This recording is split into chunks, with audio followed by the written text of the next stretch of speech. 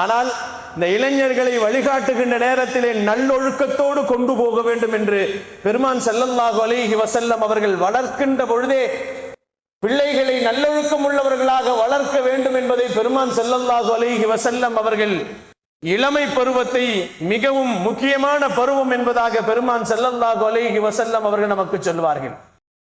நாயகம் பெருமான் ஸல்லல்லாஹு அலைஹி வஸல்லம் அவர்கள் இஸ்லாம் இந்த உலகத்திலே பரவுவதற்கும் இஸ்லாமியர்களை உருவாக்குவதற்கும் முஸ்லிமான சமூகத்திற்கு மிகவும் வலு சேர்ப்பதற்காக வேண்டியும் பெருமானார் ஸல்லல்லாஹு அலைஹி வஸல்லம் அவர்கள் நிறைய இளைஞர்களை தான் தேர்வு செய்தார்கள். அபூபக்கர் ரலியல்லாஹு அவர்களை தேர்வு செய்தார்கள், உமர் ரலியல்லாஹுவை தேர்வு செய்தார்கள், உஸ்மான் ரலியல்லாஹுவை தேர்வு செய்தார்கள். நிறைய வாலிபர்கள் தான். கைபர் கோட்டையின் கதவுகளை தூக்கும் அளவிற்கு சக்தி பெற்றவர்கள் அலி ரலியல்லாஹு அவர்கள். 3 அடிதான் இருப்பார்கள். கைபர் போர்க்களத்தினுடைய கைபர் கோட்டையினுடைய கதவுகளை அப்படியே தூக்கியவர்கள் அவர்கள் அலி ரலியல்லாஹு அவர்கள். அவ்வளவு வலிமை இளைஞர்களுக்கு இருக்கிறது என்பதாக சொன்னார்கள். அதே இளைஞர்கள் நல்லொழுக்கத்தோடு அவர்கள் தங்களுடைய வலிமைகளை பயன்படுத்துவார்கள் என்று சொன்னால் இந்த உலகத்திலும் அவர்கள் வெற்றி பெற்று விடுவார்கள், மறு உலகத்திலும் அவர்கள் வெற்றியாளர்களாக மாறி போவார்கள்.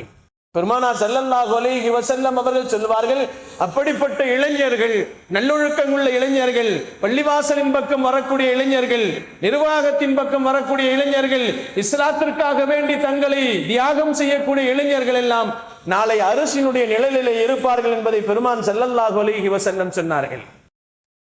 கண்ணியமானவர்களே, இந்த சமூகத்தை கட்டமைக்க வேண்டும் என்று சொன்னால் 2 நபர்கள் தேவைப்படுகிறார்கள். எந்த சமூகம் உருப்பட வேண்டுமோ, எந்த சமூகம் நல்ல சமூகமாக மாறி போக வேண்டுமோ, அதில் 2 பேர்களுடைய முயற்சி இருக்கிறது என்பதாக சொன்னார்கள்.